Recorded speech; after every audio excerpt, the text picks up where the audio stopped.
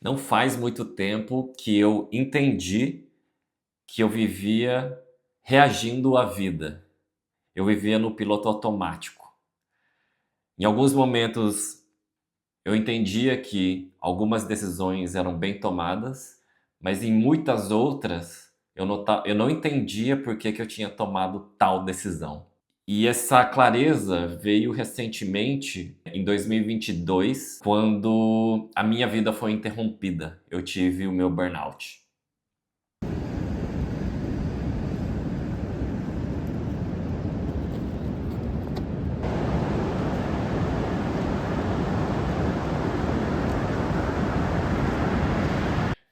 E para te dar um pouco mais de contexto, antes desse burnout, eu estava em Dubai, que foi um lugar onde eu vivi por quase um ano e seguramente o lugar mais desafiador que eu morei na vida inteira. Foi muito interessante, assim, porque durante esse processo de entendimento, reavaliação, de regeneração que foi o sabático pós-burnout, eu comecei a identificar alguns padrões que aconteceram ao longo da minha vida e também em Dubai. Então, em Dubai, tem um padrão muito específico, que é ou você serve, ou você está nesse lado que você serve alguém, serve as pessoas, ou você é servido.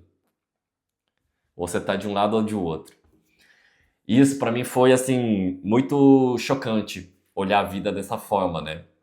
Porque parece que a sua identidade é o seu crachá. Seja você estando desse lado ou desse outro, você tá com um crachá, né? De prestar um serviço ou então de receber um serviço. E o denominador comum desses dois lados é a performance. Você sempre performa quando tem um palco serviçal. Então, dando alguns exemplos, pensando aqui rapidamente, nos 2 ou 3 primeiros meses que a gente morou lá, a gente morou num hotel. Mais uma vez, baita privilégio. Era a forma que a gente podia chegar. A gente não tinha uma condição de contratar um agente para selecionar apartamentos para a gente alugar. Então, primeiro a gente teve que se adequar, se instalar na cidade, morando em hotel. E, cara, era muito louco, porque a gente ficou no 32º andar, de frente para a avenida principal. E nessa avenida, olhando do 32º andar, os carros, sei lá, os carros tinham esse tamanho, assim. E eles andavam a 140, 130 quilômetros por hora nessa avenida, como se fosse uma Marginal Pinheiros, para quem é de São Paulo, fora da proporção humana, né? Enfim, ao morar nesse hotel também eu percebi que as pessoas, ao ir trabalhar, as pessoas sempre me cumprimentavam como um hello, good morning, sir, né? Não sei se existe algo mais, uma um cumprimento mais formal, mais serviçal do que finalizar com Sir, né? Então, para mim isso é uma imagem que me choca muito, é uma lembrança, uma memória que me choca muito, que mostra esse lado serviçal, que mostra essa posição ou que você serve ou que você é servido. Enfim, você sempre está numa performance, né? Ahn, e aí, pulando um pouco mais adiante já, saindo de Dubai, eu lembro que eu apliquei para uma vaga em Amsterdã, isso eu estava burnoutado. Eu apliquei para uma vaga em Amsterdã já sabendo que eu não queria. Mas a minha forma de agir, minha forma de atuar, estava tão no piloto automático que eu apliquei mesmo assim. Na minha essência, na minha identidade e essência, né? Eu sabia que eu não queria, mas a minha imagem, a minha projeção para o mundo ainda atuava de uma forma performática, de uma oportunidade que eu podia avançar, que eu podia crescer, que eu podia, enfim, todas essas coisas que vêm junto com a performance. Então havia um descolamento entre quem eu era, né, quem eu era e a imagem que eu projetava para o universo. Havia um distanciamento. Então, enfim, hoje eu olho para essa jornada da minha vida entendendo que o piloto automático não é uma fraqueza, não é bem um ponto fraco nosso como pessoas, né? O piloto automático é uma ferramenta, se você olhar bem por um ângulo, muito eficiente para a gente se adaptar. Então, o nosso cérebro, sabendo que é um pouco preguiçoso, quando a gente repete as atividades, o nosso cérebro se acostuma, transforma isso num hábito e economiza energia. Outra forma é a gente aderir linguagem, falar, adequar o nosso vocabulário, adquirir um vocabulário para conseguir se adaptar a um contexto novo, seja um idioma, seja o vocabulário, seja a gramática, seja a formalidade, seja o tom de voz. A gente criando essa linguagem, a gente se adapta. E aí fica mais fluido, fica mais fácil, fica menos, exige menos esforço para a gente viver ali. Então a gente cria hábitos para se enquadrar, né? E isso tem a ver também com automatizar, bem entre aspas, tomar cuidado com esse termo hoje em dia, né? A gente criar essas atividades repetitivas que facilitam o nosso convívio, o nosso pertencimento. O problema do piloto automático não é ele em si. O problema do piloto automático é a gente não saber que está nele. A gente não sabendo que está agindo, vivendo no piloto automático, gera uma desconexão entre quem a gente é e a imagem que a gente projeta para o universo. Existe esse distanciamento de identidade pelo fato da gente performar.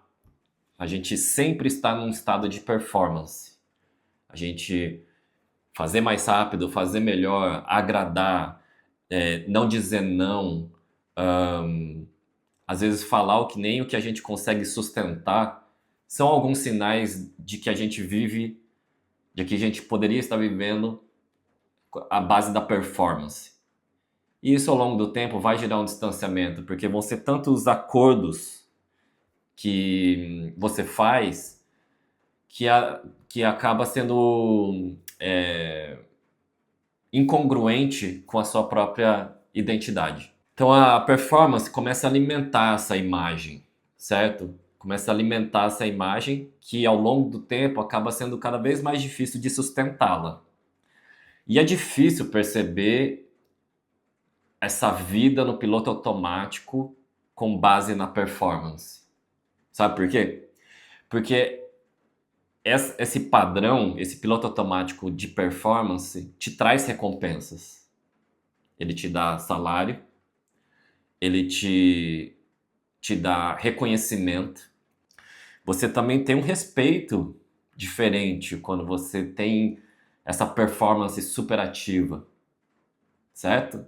Então é difícil da gente perceber de fato que a gente está no piloto automático da performance porque ela tem benefícios, né? Ela traz essas satisfações no dia a dia.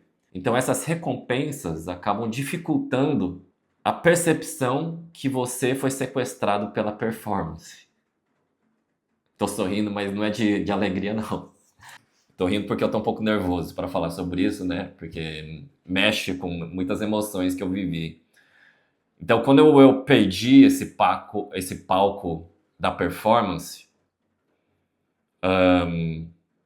minha imagem se desmanchou.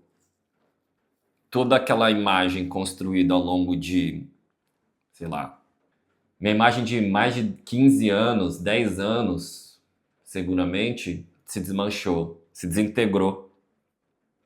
E o que sobrou desse desmanche foi o silêncio.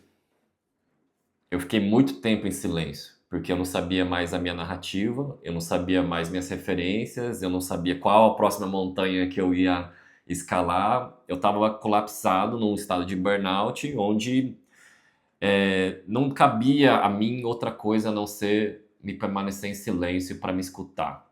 Então, desse silêncio, que foi um período de mais de meses, eu destaco dois aprendizados. O primeiro, a nossa identidade precisa do silêncio. A gente precisa se distanciar de ruídos, se distanciar de validações externas, para a gente ganhar intimidade com quem a gente é. Essa intimidade, ao meu ver, ela exige uma manutenção frequente. E aí você define o que é frequente, não estou aqui para definir o que é, né? Mas ela exige uma manutenção frequente de autoanálise, de autoavaliação, que vai gerar autoconhecimento, certo? Então, quanto mais tempo você conseguir se permanecer no estado de ócio, e aí já fica o primeiro desafio aqui, né? Quantas vezes por semana você alimenta o seu ócio? Que é você não se distrair, que é você basicamente estar contigo mesmo, seja para meditar, seja para tomar um café da manhã em silêncio, ou seja para sair para uma caminhada, você estar consigo mesmo e ganhar essa intimidade. Porque essa intimidade é o momento mais próximo que você pode ter com a sua identidade. E não vai ser maravilhosa essa identidade. Ela vai trazer, ela vai atrair pensamentos desafiadores, complexos, que você precisa lidar. Quantas vezes você permite por semana a se aproximar da sua identidade real sem o ruído das distrações, das validações externas? Então, o primeiro aprendizado é esse: a identidade precisa de silêncio. O segundo ponto já não é tão silencioso. O segundo aprendizado foi que foi inusitado. Eu estava voltando para casa, era noite, 0 grau, muito frio. E eu tava voltando meio que correndo, assim, né? Porque eu tava com a comida e eu lembro que eu tava meio apressado, assim, para chegar em casa, seja por frio ou por fome. E aí um morador de rua me abordou de uma forma inusitada e lançou na lata: quem foi melhor, Maradona ou Messi? Eu nem pensei duas vezes, para mim foi assim, intuitivo: Maradona. Ele falou: claro, sem o Maradona, o Messi não existiria. Aí aquilo me pegou, assim, né? Sem o Maradona, o Messi não existia. Porque eu lembrei na hora de um dos princípios do Reiki, né? De prestar honra, né? De honrar os ancestrais e tal. Porque sem eles a gente não chegaria até aqui. Só que naquele contexto, onde eu estava ainda em processo sabático, me veio assim, cara, eu não preciso abrir mão desses 15 anos que eu construí na minha carreira. Eu preciso, na verdade, honrar essa jornada e, ao mesmo tempo, eu não preciso repetir esse padrão daqui para frente. Eu aproveito o que eu aprendi, o que eu adquiri como conhecimento, como sabedoria, as pessoas super importantes que passaram na minha vida, carrego para frente, mas eu não preciso carregar tudo nessa mochila daqui para frente. Então, isso me pegou demais, assim. Para mim foi assim um conhecimento de los conhecimentos de la calle, né? Conhecimento de rua, assim, que para mim foi essencial para voltar a trabalhar. Foi um grande insight. Então eu voltei a trabalhar de forma diferente a partir disso. Antes, o trabalho definia a minha vida.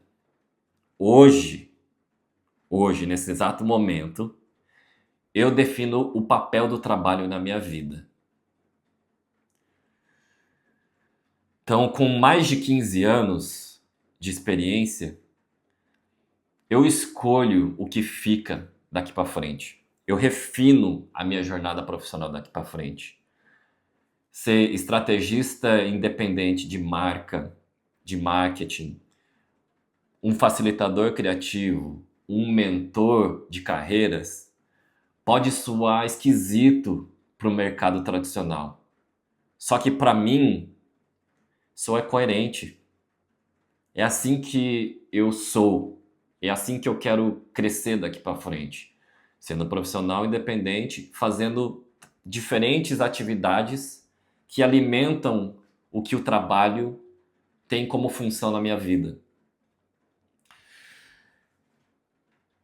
O burnout me deu várias perguntas difíceis, cabeludas, brutas. E uma das respostas que eu já construí a partir delas foi a mentoria que eu ofereço para quem gostaria de uma pessoa para pensar junto, gostaria de trabalhar colaborativamente para enxergar um caminho mais sustentável, mais claro e com mais significado profissionalmente na vida. Vou deixar o link aqui embaixo e você pode agendar um papo de 30 minutos sem compromisso, onde a gente vai identificar melhor como que eu posso te ajudar. Eu sou o Kadu Nakashima e esse foi mais um Papo Possível. Tamo junto. Paz.